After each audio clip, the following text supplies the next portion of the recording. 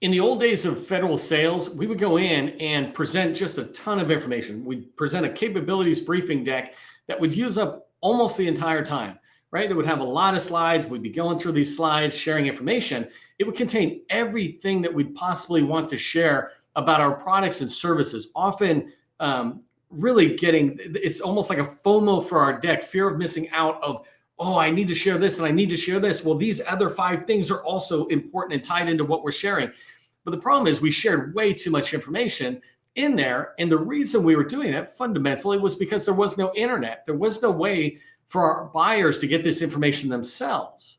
But in 2023, buyers are far more sophisticated. They're far more capable at going out and researching your company, researching requirements they have and possible solutions. They're far more capable of doing the research on their own before they ever even call you or you call them or you guys have meetings, right? And so as you move into 2023, you want to keep in mind that the meetings we have now really should be sales meetings that are designed around discussions, right? These discussions are trying to explore, like I said, listening twice as much as you talk.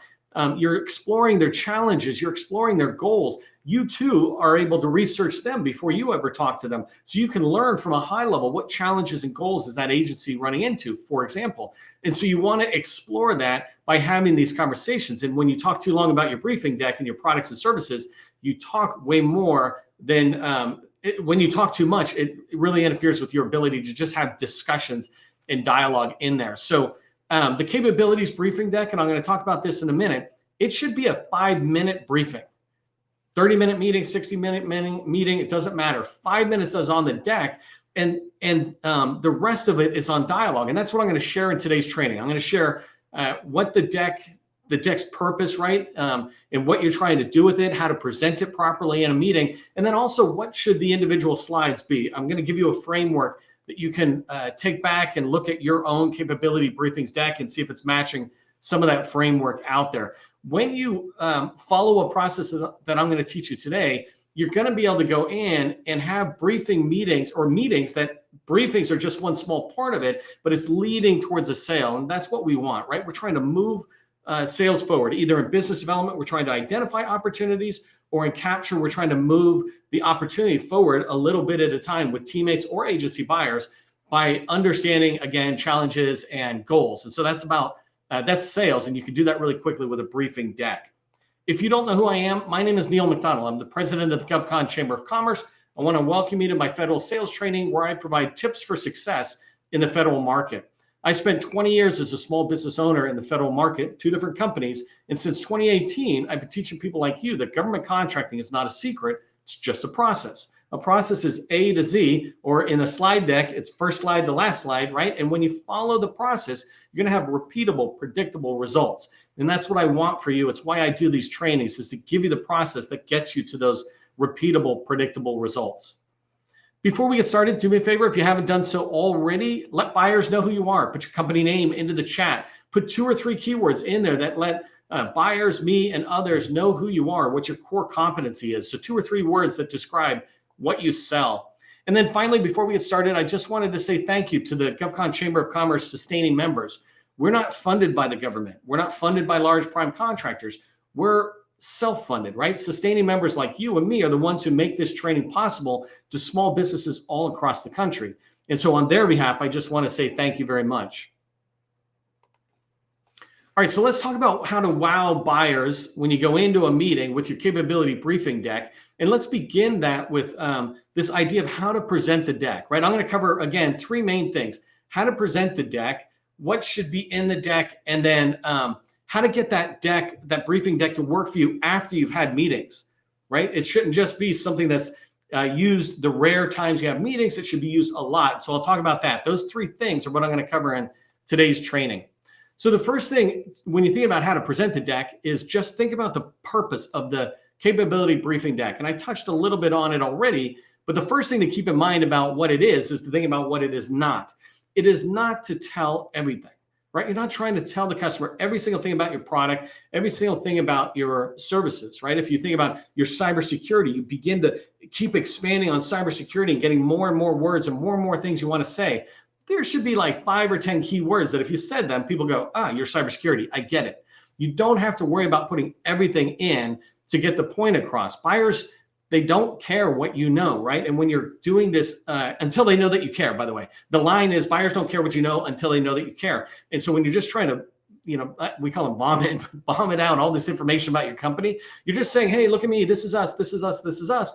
But they want to know that you care about them, right? And so the idea is to get to that conversation. And so there's 3 purposes of a capability briefing deck that I want you to remember for today. The first one is a capability briefings deck is to get the other person to remember you. That's it, to get them to remember you. For example, for my last company, we did SharePoint. So I wanted them to remember us as SharePoint. I want them to remember you for one thing, right? It could be cybersecurity, it could be elevators, it could be office furniture, it could be all these different things out there, but you want to get kind of pigeonholed. You want to be memorable to that other person. And so when you have a capability briefing deck and it is concise, right? It is just clear and concise, then they're going to be able to remember you for the one thing that you want them to remember you for. So you need to know what is that one thing you want them to remember you for. Again, in my last company, it was SharePoint. That's a Microsoft product. I wanted my customers or whoever I met with to remember me for that. The second thing the capability briefings deck's purpose is to reduce the perceived risk. When anybody is meeting with you, especially us small businesses, right? When they meet with us, agency buyers or especially large primes or even small business teaming partners, when they meet with us, we're an unknown. So unknown means risk. If I walk into an unknown environment, even if I have a level of confidence, there's risk there. Until I begin to understand that environment, the risk in my mind is a little higher. But once I begin to see the situation, the risk goes down. And it's the same thing when I'm meeting with somebody new or the agency buyer is meeting with you. The perceived risk, right? Not that they know that you're risky, but the perceived risk is that you're a small business, maybe you don't have the right skill set, don't have the right experience, don't have the right people, whatever it is. And so the purpose of a briefing deck is to kind of quickly help them reduce their perceived risk. You're not going to eliminate all risk in their mind. That takes time, but you can definitely reduce perceived risk. A quick example is if you have past performance in federal agencies, you've reduced the risk massively because somebody else has trusted you with their money. And so the person you're meeting with is reducing the risk in their mind of whether you could join their team as an agency vendor or a teammate to somebody else in the industry. So the first thing is remember you. The second thing is reduce the risk. And the third purpose of a capability briefing deck is to increase the perceived value. So I talk about if you have past performance, that might reduce the risk. Increased perceived value might be, I've got a person I was talking to yesterday and they do GIS.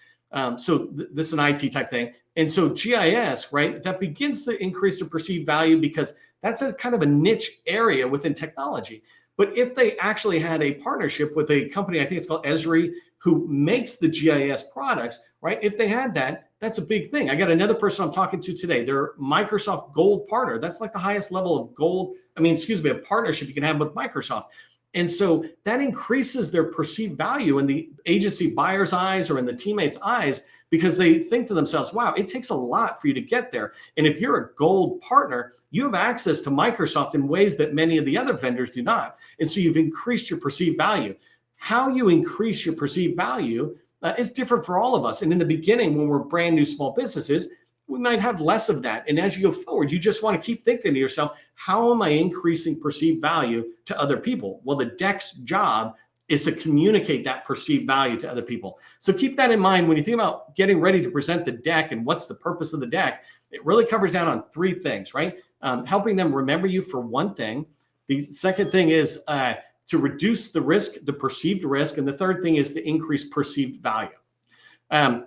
Going along with this idea, when you think about how do you present yourself to the, let me just make sure my technology is working here. When you think about how do you present yourself to the customer or whoever you're talking with, right? One of the things to keep in mind about going into a capabilities briefing or this first meetings, right? Or when you tend to use a capability briefing deck, you want to set expectations right from the beginning.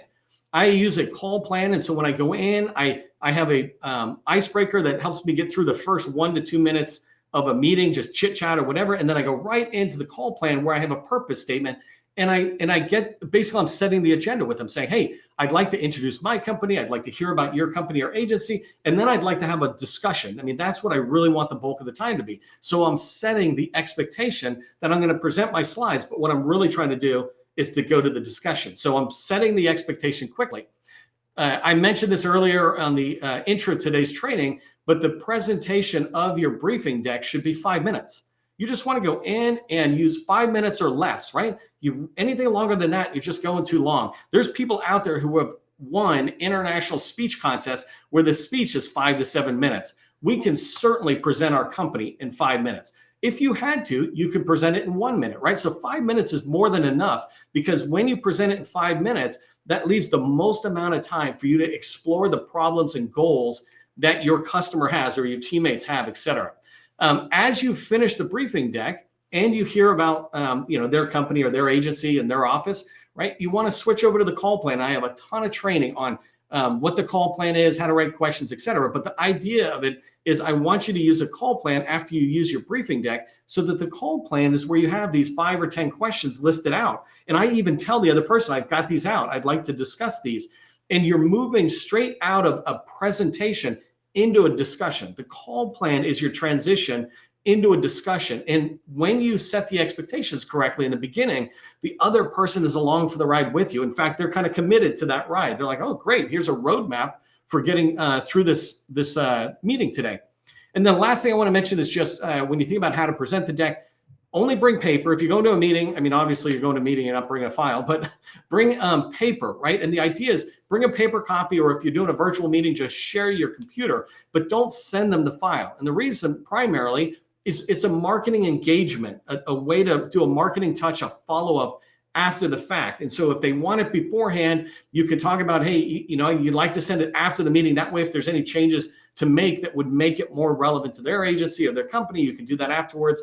You can also, so after the meeting, you'll send them a copy of it. But this is a way to follow up with them. So don't give it to them right away. If somebody's pushy, it's totally fine. Give it to them. But generally, if you just set people's expectations that you'd like to send the deck afterwards, in case you notice any changes you might want to make to the deck before you send it to them and they send it to their colleagues, right? That kind of thing.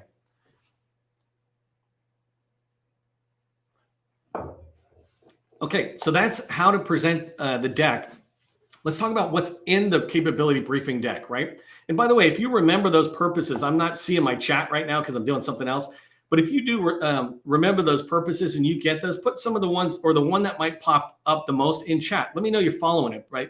You want them to remember you, reduce perceived risk, and increase perceived value. So let's talk about what's in the slide deck, the framework of a good capability briefing deck. You don't want a ton of slides. I like to have like a 5-slide deck. If I have any more slides, it generally is because I'm either a bigger company, let's say 10 plus million, and I want to expand out my core competencies to individual slides, or if I've got a significant amount of past performances, I want to expand out the case studies, and I'll talk more about that. But there's basically just a few components of the deck. And again, the deck is designed to get across the information pretty quickly. So the first slide in a capability briefing deck is your title slide.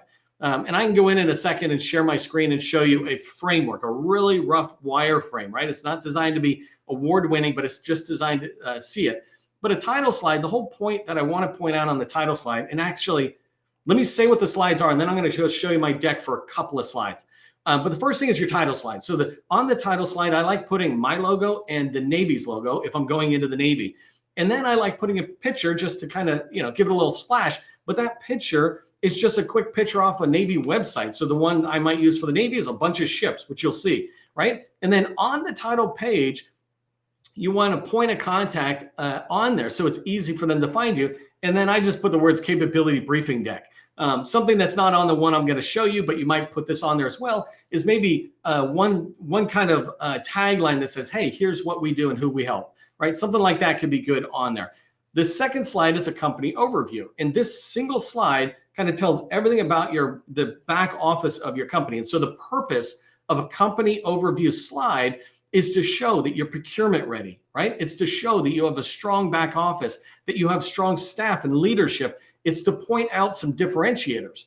And I'm going to show you that slide in a second. But when I say procurement ready, it's basic information where I said reducing the risk. And so if you have a cage code or you're in SAM, that's one level of coming up and showing you procurement ready. If you've got some past performances, that begins to come up. If you've got contract vehicles, that begins to come up. If you've got certifications like ISO or CMMI or whatever, those begin to come up as perceived procurement ready and strong back office. So these things are reducing the risk in people's mind. They're like, that's a strong company.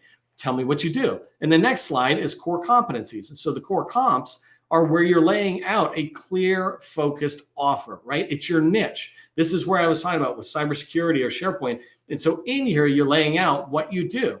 You can do it however you want, right? I wouldn't do it with a lot of words, and I wouldn't do it with any font less than 24. But what I really encourage you to do is maybe come up with a graphic that might be similar to using in your proposal, but it's just something that shows, hey, here's cyber, and around cyber, we've got governance, and we've got risk and compliance or something, and a couple of other elements.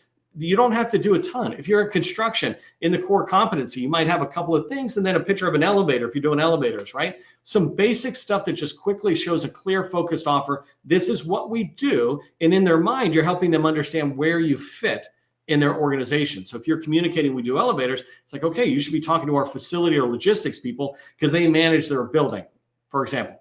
The next slide, and so we're on slide 4, is where you talk about proven past performances or proven experience. The purpose is to show that you've been paid for your core competencies. That's really what it is. Core competencies is saying this is what we do.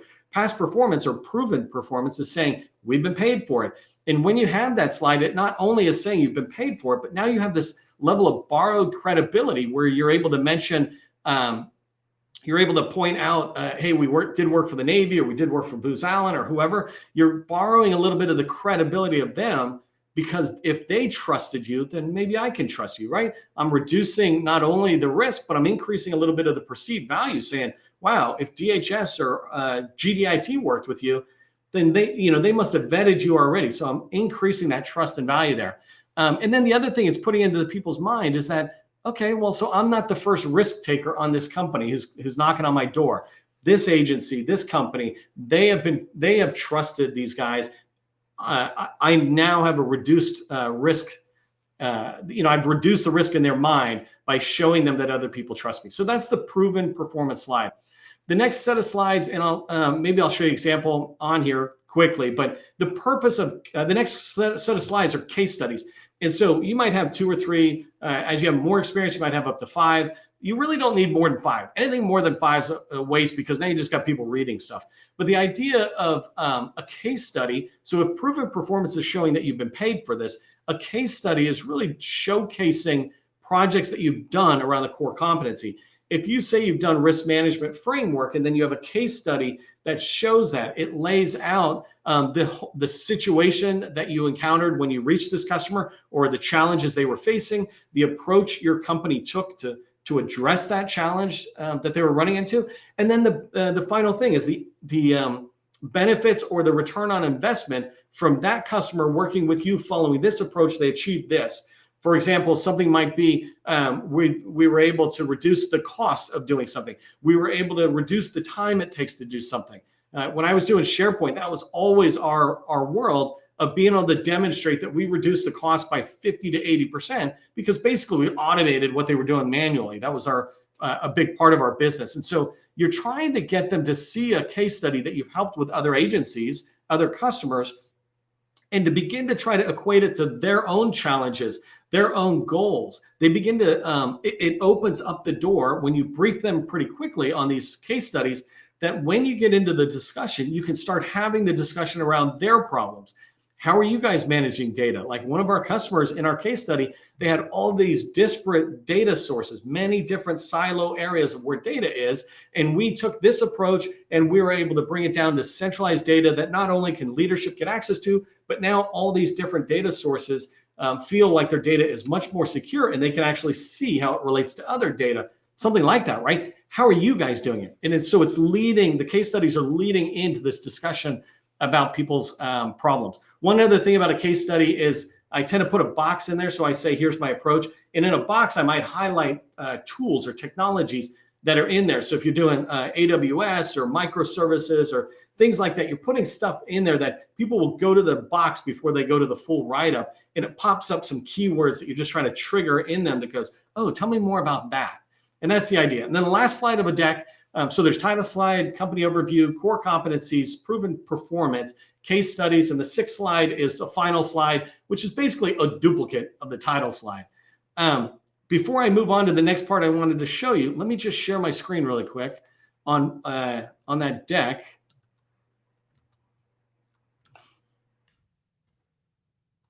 And remember, this is just a wireframe, right? I'm not trying to show you something fancy. I'm trying to get it in your head about how simple things can be. So this is the title slide of a capability briefing deck, right? When I work with customers and they're doing a briefing deck, I really dive deep into what their conciseness is. In the military, we call this bottom line up front, bluff. And the idea is you're trying to communicate really fast what the bottom line message is of the overall deck or the overall thing. So here you can see I just put the most important stuff like point of contact and my cage code. I want them to be able to see it. One thing that's not on here because we have so many ships and it just looked good is there should be something in here that says, let's say, we help federal agencies work on their SharePoint services or something. But somewhere on here should be SharePoint. And the reason is because if somebody prints this out and puts it on their desk and someone else is walking by their desk, I want them to quickly see my company logo and what's our expertise. And so cyber, elevator, SharePoint, whatever it is, that belongs on here. It's just not on the demo I had for today. This is the example of the company overview slide, right?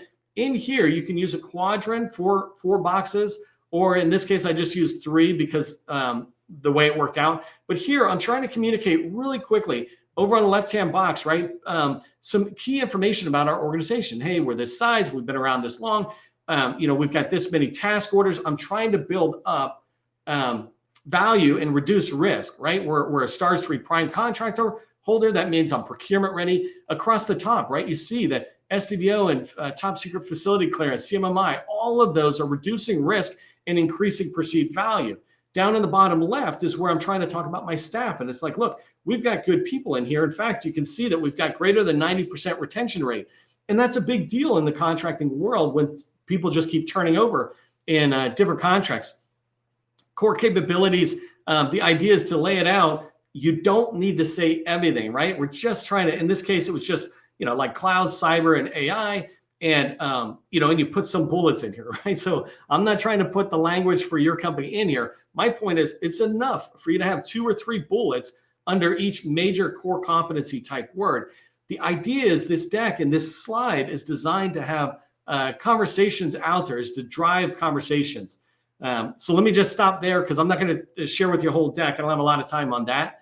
I do have a template deck for those of you in the sustaining membership. You can get access to that. That's in the library. But I do want to give this last training tip about how do you use the deck afterwards, because I got a few minutes left and I want to make sure that when you build a briefing deck, that's a great deck and you've proven that it works within meetings, that it actually moves your meeting forward. You can see the perceived value of your organization going up. You can see your meetings being easier because they quickly reduce risk in their mind or the perceived risk, and they start talking to you about their problems. But there's ways you can use the deck afterwards that are really important. So the first one I already mentioned, which is send the deck after the meeting, right? So now you're sending it in a file and you're getting it into their system, and maybe it makes it easy for them to share it with others. And in the meeting, hopefully you've had conversations about who else can you share this with, or when you send it in an email, you can mention, hey, by the way, if you know others who'd be interested in this, would you please forward it to them and let them know that we'd love to have an intro meeting with them. So send the file afterwards. Second thing I want you to pay attention to is make sure your capability deck has metadata. If you don't know what metadata is and you are I almost said you're alive in 2023, but if you don't know what metadata is, take 15 to 30 minutes and just go become an expert at metadata. Basically, metadata is a summary of your file. So if you have a capability deck, it's got all these slides. People have to read through all those slides, or search engines have to go through. But metadata is just basically the file name of the capability briefing deck. When you look at the top of your briefing deck, it's also sometimes has a title up there. You can put keywords in there, but you can put a ton of messaging within metadata. And the reason this is important is the way search works within federal agencies or large primes is when somebody is searching a network drive, they'll come across your stuff. And if you have your most important keywords, information about what you do and where you've done it, et cetera, if you have that in your metadata as well as on the slides, you will come up above your competitors. You will have a much more likelihood of being found. So use metadata. That is vital for you to learn that skill. The next thing is take this deck and put it on LinkedIn in your featured section. LinkedIn has a portion of the profile that is featured. And so in there, you can put this deck. Don't keep it a secret. Get that thing out to everybody. If you're worried about it having proprietary information, don't put anything proprietary on there. You can really excite a person in an introduction meeting with a capability briefing deck without having proprietary stuff. In fact, the proprietary stuff is what you should talk about. There should be little flags within the deck to remind you to talk about it. But this deck should be available to anybody. Consider it unclassified and put it out there for full public consumption. So put it on LinkedIn so that anybody comes across it. Don't worry about competitors. Don't let competitors and this perceived badness of competitors coming in stop you from sharing it with the hundreds of thousands of people who might want to try to find you.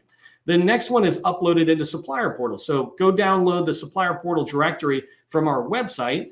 And when you download it, you'll see 100 different supplier portals. And in there are large primes and federal agencies. And many of them allow you to upload attachments. When you do that, you're instantly differentiating yourself from other people in that supplier portal. When an internal buyer is looking at that or a market researcher, now they can learn so much more about your company and you rise up in the perceived value of their market research activity.